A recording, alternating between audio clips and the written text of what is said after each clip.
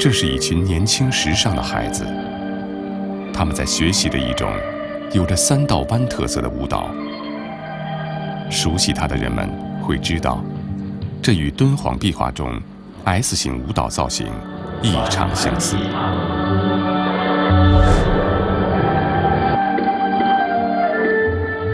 这样一群从小听流行音乐长大的孩子，怎么会去学习这些早已失传的舞蹈呢？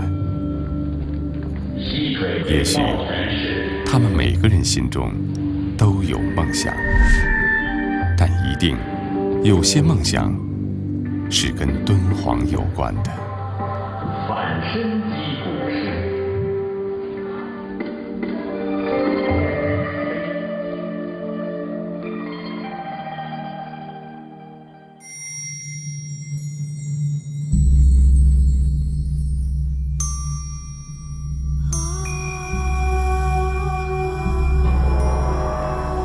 多年以来，我总是做着同一个梦。大漠深处，一个女子向我隐隐走来，她像是1000年前的舞者，时空中的精灵，从大漠深处石窟里千秋寂寞的壁画中坠入尘世，悠然起舞，如花绽放，盛开在寂静的沙漠里。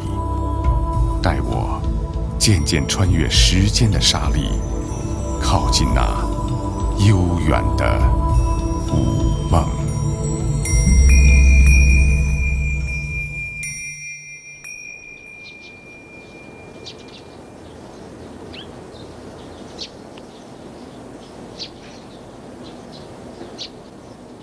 12个洞窟中，乐舞造型几乎处处可见。而在这许多的舞蹈形象中，又以飞天为数最多。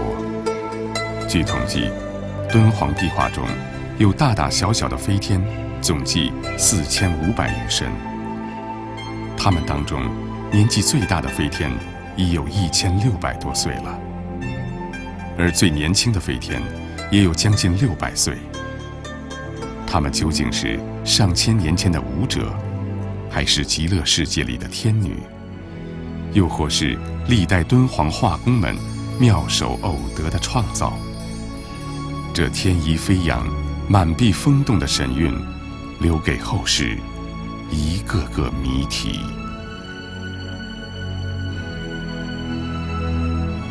在无数关于乐舞的历史文献中，我们都找不到一个乐舞伎人的完整故事。在敦煌学者的指导下，我们虚拟了歌舞伎成佛儿。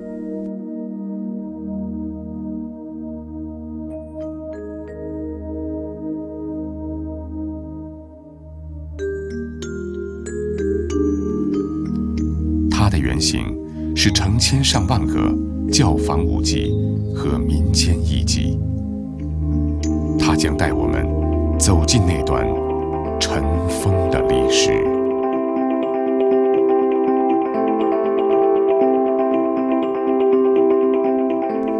成佛儿，祖籍敦煌，天宝年间长安教坊舞伎。公元755年，皇宫里普通的一天。这一天的华清池如往常一样歌舞升平。大唐帝国从明皇继位以后，承平日久，这样的宫廷舞会几乎天天都在上演。当时，胡姬遍布长安城，这些高鼻梁、深眼窝的异域歌舞伎，给中原带来了无限柔情的浪漫。李白曾经在诗中写道：“落花踏尽游何处？笑入胡姬酒肆中。”有一种急转如飞的胡旋舞，是西域康国人的拿手好戏。表演者在一块小圆毯上飞速旋转到衣带飞扬，但绝不能转出小圆毯之外。据说这种舞蹈传到宫廷，也成了安禄山的看看家本领，他总是能让自己肥硕的身体飞快旋转，如一只陀螺。唐朝，上至帝侯王妃，下至黎民百姓，音乐舞蹈好像他们共通的语言。也正是因为渗入到了空气中的自由开放，使得异域歌舞和中原乐舞完美地融合在一起，造就了音乐歌舞的黄金时代，也练就了成佛儿一身的武林绝技。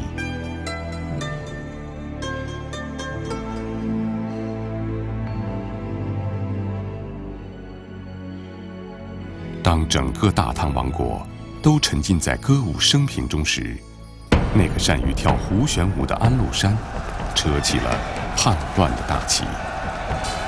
当安禄山的大军渐渐逼近的时候，唐明皇不得不带着他心爱的贵妃逃跑。混乱中，成佛儿寻找着逃生的机会。皇宫，这个曾经歌舞升平的家，已经离他越来越远了。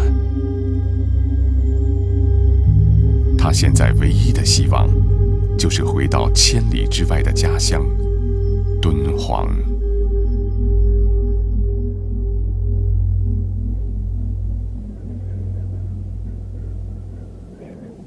在唐朝，敦煌是个香火旺盛的佛教圣地，每天到莫高窟来拜佛的人络绎不绝。从达官显贵到平民百姓，定期礼拜成为他们生活中重要的一部分。佛教经典《妙法莲华经》记载了世俗的人们对于佛祖的10种供养方式，第9种是祭乐供养。祭乐指的是佛国世界唱歌跳舞的菩萨，他们用音乐、舞蹈来供奉极乐世界的佛祖。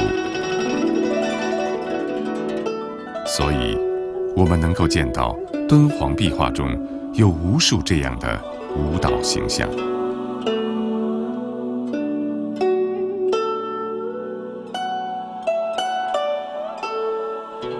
这是一个个脱胎于敦煌壁画的静止舞姿，用线描图的方式记录下了舞伎们灵动的瞬间。它们出自于当时中国艺术研究所一个叫吴曼英的专家之手。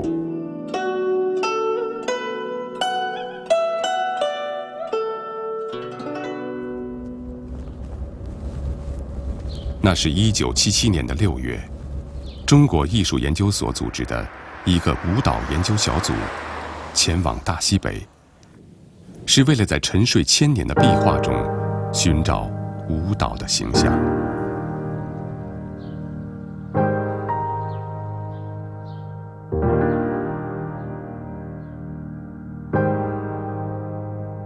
这是5位专家和常书鸿夫妇留下的唯一合影。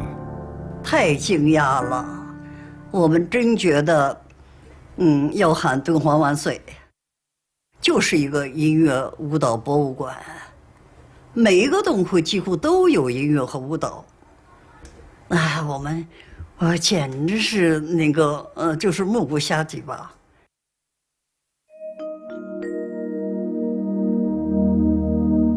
1977年夏天的这次采风，揭开了敦煌乐舞壁画的神秘面纱。这些沉睡了1000年的寂静生命，一定没有想到，1000年后，他们会从石壁上一跃而下，成了后世的人们遥想盛世舞蹈的珍贵蓝本。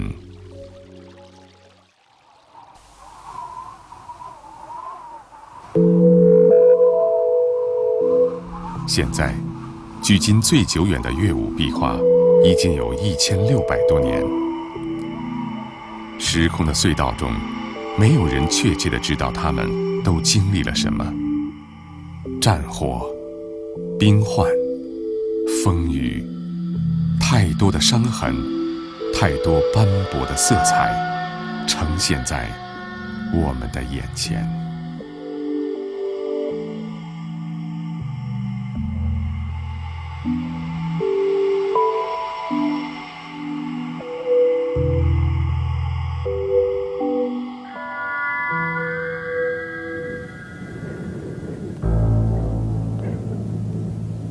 让我们再次把目光投向这个因战乱出逃的教坊舞伎成佛儿。此刻，他踏上了回家的路，从长安到敦煌，将近2000公里的行程。对于孤身一人的成佛儿来说，即使一刻不停的行走，也需要大约3个月的时间。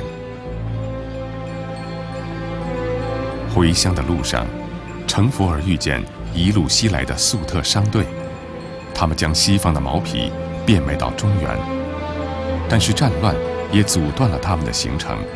长安对于他们来说成了一个遥不可及的地方。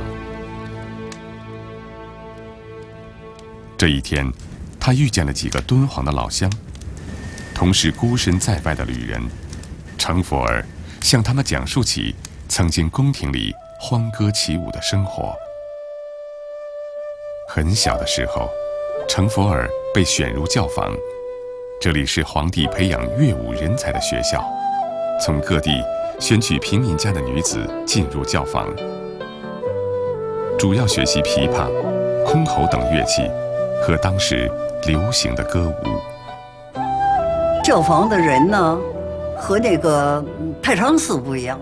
太常寺管祭祀、国家大典、宴乐、宴享娱乐的这种精美的舞蹈、精美的音乐，这个就在教坊。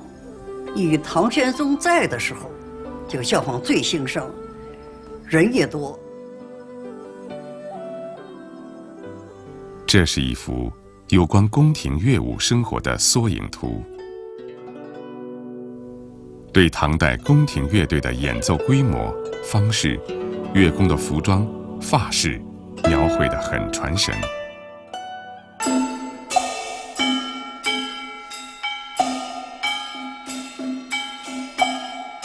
通过这样一幅壁画，我们多少可以想象出唐代恢宏的宫廷演奏。而在载歌载舞的宫廷演奏中，玄宗不仅仅是高高在上的观者，更多的时候也是热情的参与者。传说，他打得一手漂亮的节鼓，还熟知音律，是名副其实的风流天子。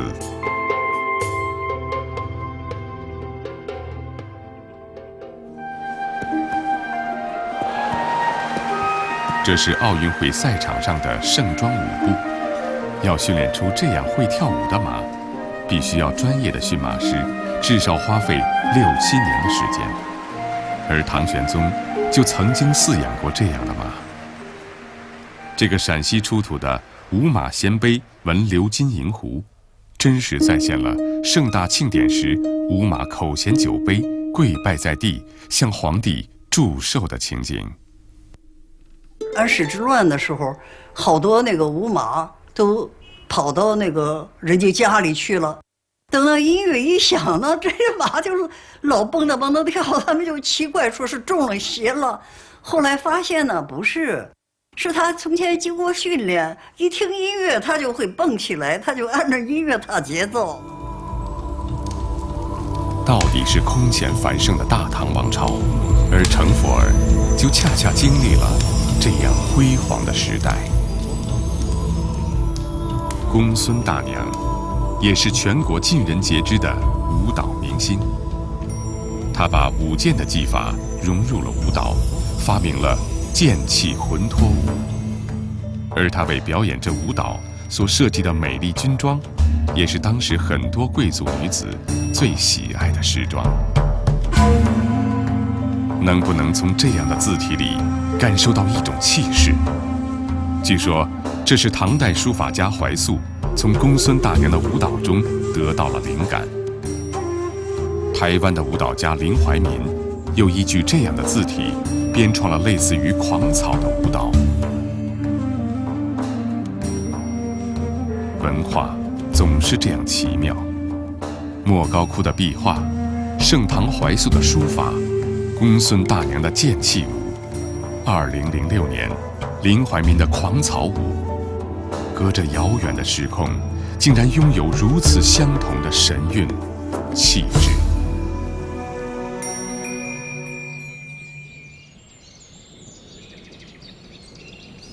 以现在的眼光来看，当时的舞蹈教学已非常完善了，甚至为了方便舞蹈的学习和流传，还有专门记录舞蹈动作的舞谱。这些敦煌舞谱残卷是斯坦因带到英国的，现藏于大英图书馆。从上个世纪20年代开始，直到现在，不断有专家去研究这些汉字所代表的舞蹈动作，至今没有确切的说法。但可以肯定的是，这是唐代宴席间人们自娱自乐时所跳的一种打令舞。如果说今天的人们对于酒宴间的舞蹈并不陌生，那么我们再来看看这幅婚礼的画面。新婚的喜宴上，青炉中一个女妓和乐独舞，为新人祝福。这是1000余年前敦煌民间常见的拜塔，堪称一场小规模的佛事活动。当时的信众通过音乐舞蹈的形式寄托自己的祈祷。成佛儿就生活在这样的时代。这个空前绝后的鼎盛时代，有着如此丰富的肢体语言，也许连空气中都飘荡着舞蹈的音符。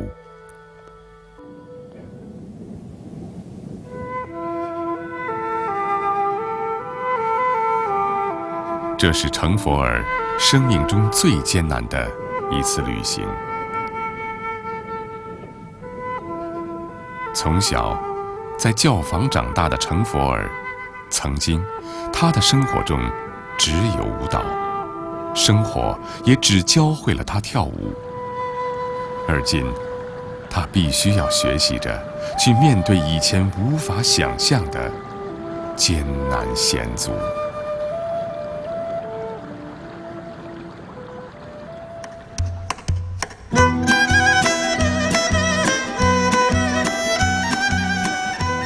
眼前的这座城市，相比于战乱的长安，热闹安宁。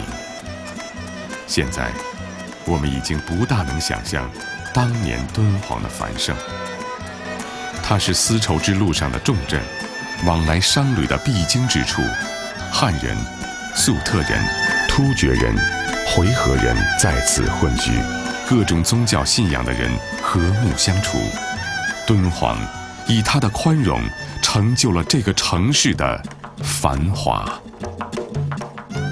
当时的河西地区，达官权贵家里都有蓄养家祭的习惯，每到外出游行的时候，总有规模宏大的歌舞伎队跟随。从这幅绘于晚唐时期的张议潮出行图就不难看出，当时五乐齐奏，气派非凡的盛况。从小在宫廷长大的成佛儿，如果能看到这样的盛景，会不会也加入游行的队伍，跟着一起舞蹈呢？这个熟悉又陌生的城市，有着他寄予全部希望的家。成佛儿凭着儿时的记忆向家的方向走去，可是他的家在哪里，他找不到了。此刻的大唐帝国也因安史之乱摇摇欲坠。玄宗在逃往四川的路上，他还没有从失去贵妃的痛苦中恢复过来。太子李亨正忙于集合西北各部军队，准备收复长安、洛阳。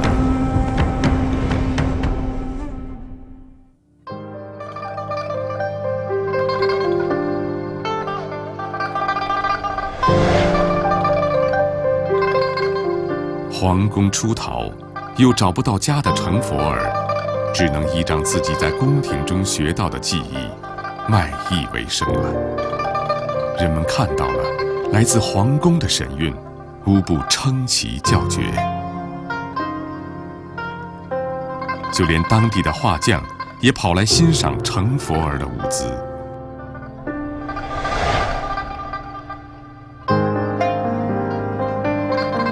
就像今天的一些艺术家们通过采风寻找灵感一样，像成佛儿这样来自天子脚下的身姿，又怎能躲过画匠的眼睛呢？不知道哪个多情的画匠会偷偷地在脑海里印下成佛儿的身姿，又把这份念想留在莫高窟的壁画中。今天我们看到的莫高窟壁画里，即使是反映天国世界的情景，祭月菩萨的形象也是画匠们根据生活中所看到的平常人家的女子绘制而成，被形象地称为菩萨如宫娃。只是成佛儿一定没有想到，1000年以后，相似的场景会被放大到舞台上，成了一部舞剧中经典的一幕。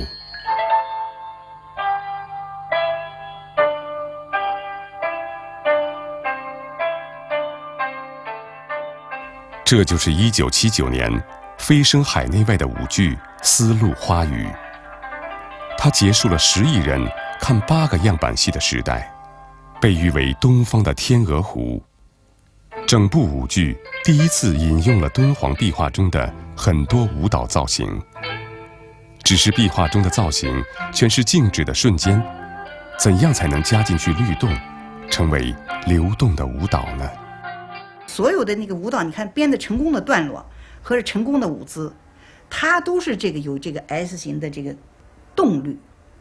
你比方它有一个这样的舞姿啊，你要是你就这么摆，你像古典舞一样，你当当你摆啊，或者你就这么摆，那就不好看。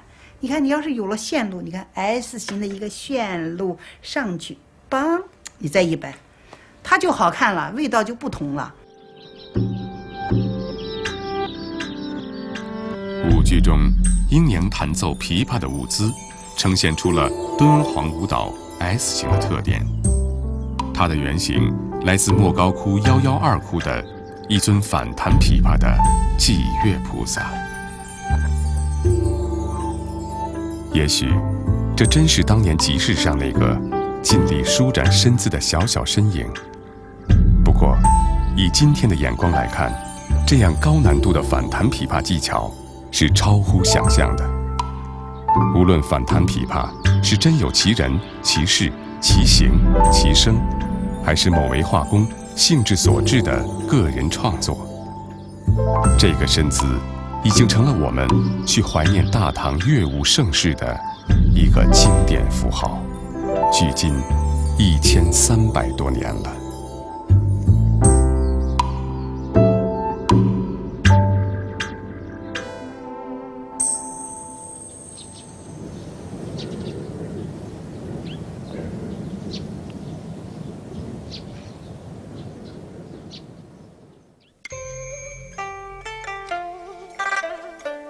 在宫廷的乐队里，琵琶就像是交响乐队的第1小提琴。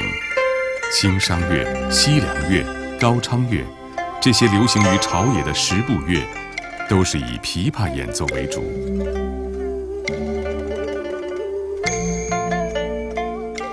这把印度风格的5弦琵琶，呈现出典型的唐代宫廷式样，是目前世界上存留的为数不多的唐代琵琶。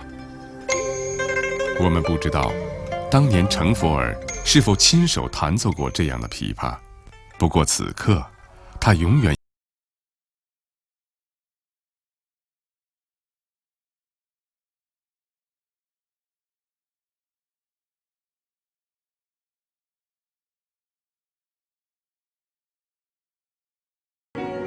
此曲只应天上有，人间哪得几度闻。成佛儿的耳边响起了那首堪称大唐帝国第1乐舞的《霓裳羽衣舞》。关于他，有一个这样的传说：中秋之夜，玄宗赏月，突然产生冥想，觉得自己来到了月宫，看到无数仙女翩翩起舞，伴以悦耳的音乐。醒后，却只能回忆出曲子的一半。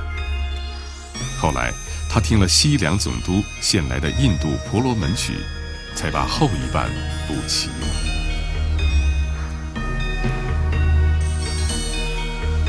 杨贵妃根据音乐亲自设计舞蹈。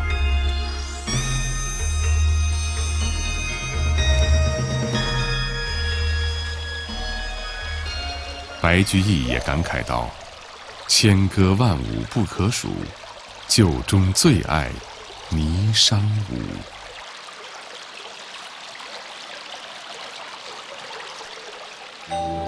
那应该是成佛儿生命中最快乐的年岁。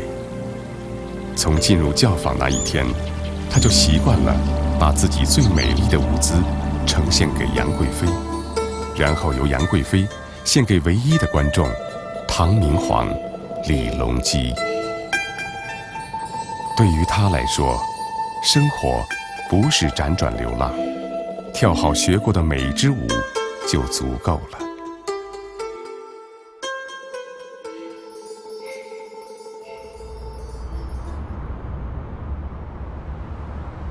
今天，在距离敦煌1000多公里的兰州，敦煌舞已经成为他的一张名片。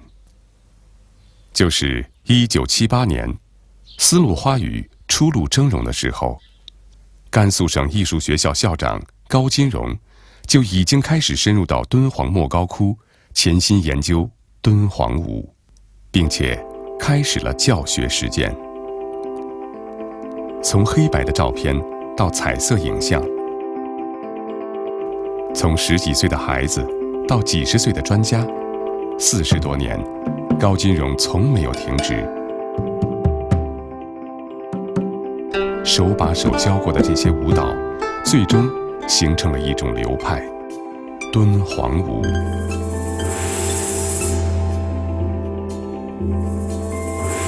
而这一切，都是源自于莫高窟那一个个像蜂巢般的洞窟里。成佛儿曾无数次听别人描述过莫高窟里灿烂的佛国世界，他的父亲也曾经在这里开窟造像。但当他走进莫高窟的时候，还是惊呆了。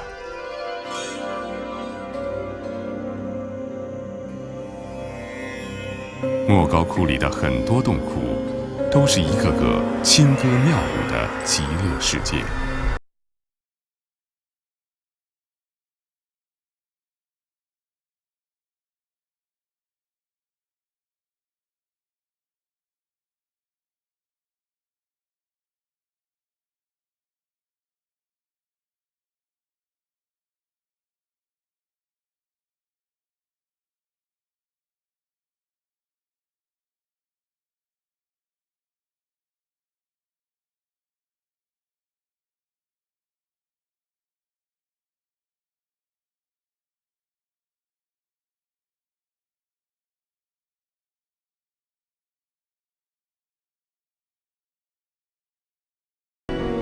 众神佛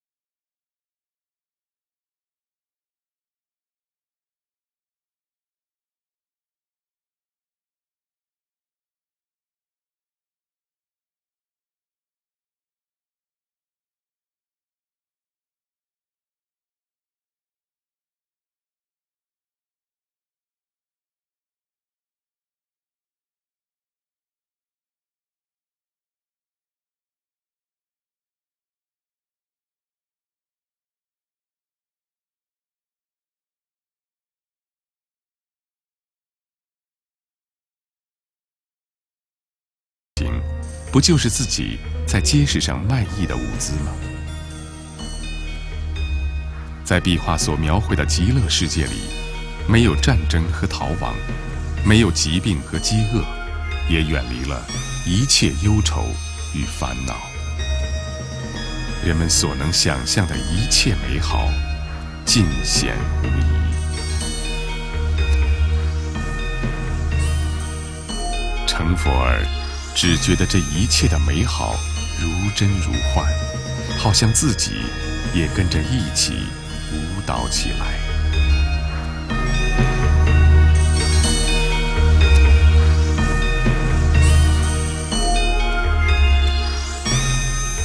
这些乐舞壁画，在1000多年的时空中，渐渐褪去了华丽的色彩。可是，多年以来，莫高窟的朝圣者站在壁画前，还是会被这灵动鲜活的宗教之美所感动。看到敦煌那第一眼的一刹那时间，或者再说就是我在日本接触到过去所看到的这个丝路的纪录片，敦煌的纪录片所带给我的感受，都是我这一生当中好像都是最重要的一个时刻，不能够让我去磨灭的这个印象。所以我觉得看到敦煌壁画舞姿的这种舞蹈形象呢，可以说它就是我在生命中在等待的东西。上个世纪70年代末，远在日本学习舞蹈的台湾舞蹈家樊杰希，千里迢迢地赶赴敦煌。面对满窟的壁画，他觉得找到了自己一直在寻找的东西。也许，舞者樊杰希和当年成佛儿面对这些壁画时，有相同的感动。之后的20多年，樊杰希带着自己对敦煌舞蹈的独特理解，走到美国、德国和世界上很多的地方。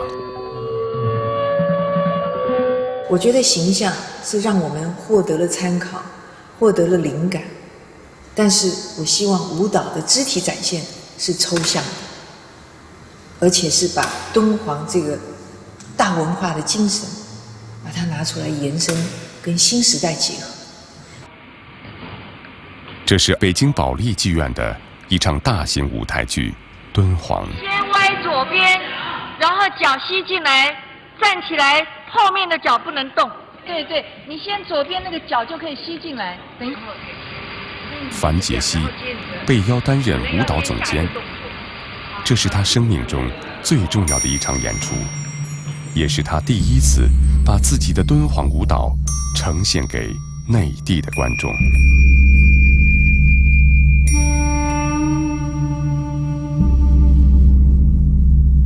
第一眼看见敦煌，一见钟情地爱上敦煌。自此，他的爱情、婚姻、事业都与此相连。像敦煌壁画里的飞天一样，他把自己的一切都献给了这项事业。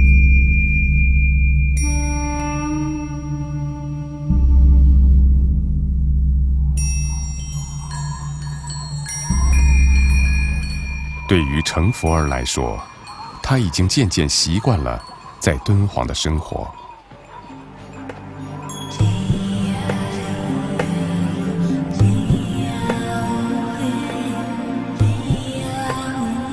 从13岁选入教坊，天子面前献艺，辗转到街头卖艺，舞蹈已经成为他面对离乱生活的一种方式。盛世的繁华如同过眼云烟，每当夜深人静的时候，他常常会若有所思，忆起那个给了他无限温暖的宁静世界。敦煌寺院里头还有职业的这些寺庙里头养的这些音乐的表演的这个人，我们称为音声人。尤其宗教它的仪式是要透过音乐来表达的，透过音乐就可以塑造出一个庄严肃穆的一个氛围。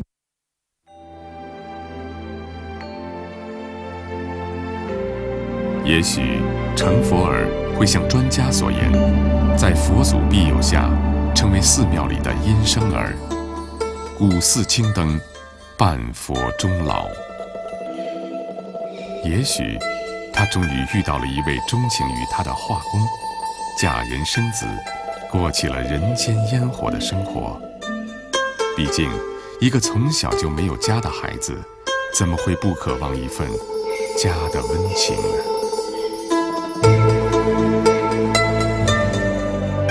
成佛儿回到敦煌后不久，长安通往敦煌的贸易之路就因战乱而中断了。但是，西去龟兹的商路却一路畅通。后来的中亚、西亚等地的舞蹈中，出现了中原宫廷风格的舞蹈。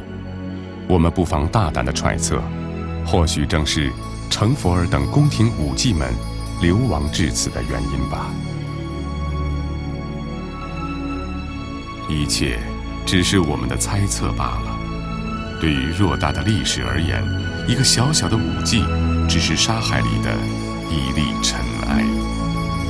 他们后来的生活，我们无从知道。据史料记载，天宝年间和他一样的教坊舞伎就有10004名。他们战乱出逃，流落民间，但是舞蹈恰恰在这个过程中得到流传、融合。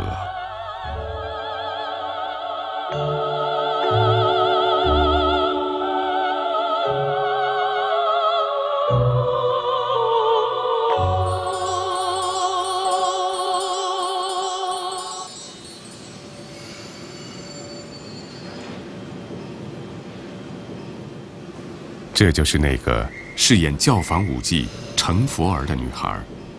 那时，她在甘肃省艺术学校主修敦煌舞。在我们的纪录片拍摄即将结束的时候，她已经是北京舞蹈学院古典舞系的一名大学生了。幸运的她，以志愿者的身份出现在了2008年北京奥运会的表演中。她的梦想才刚刚开始。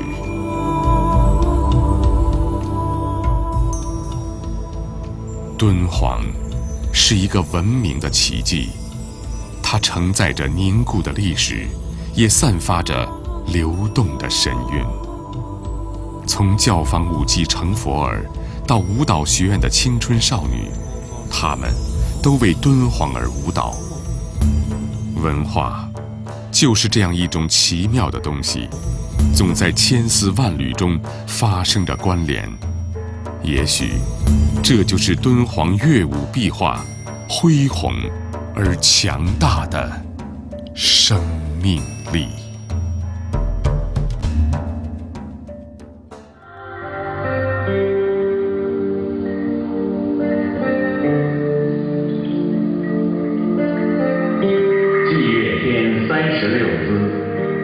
让我们再来看看这些年轻可爱的孩子，他们也不过16、17岁，是北京舞蹈学院第1届敦煌舞班的学生。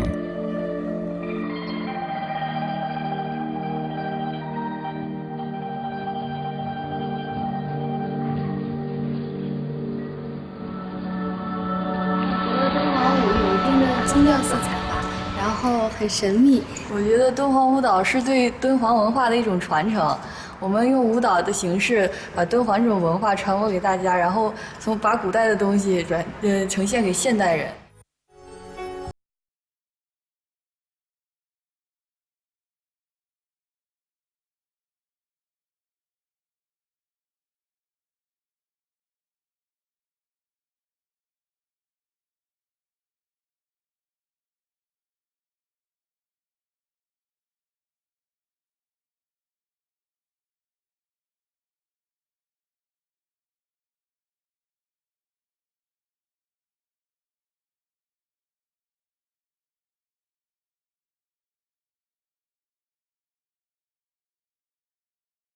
朝代更迭，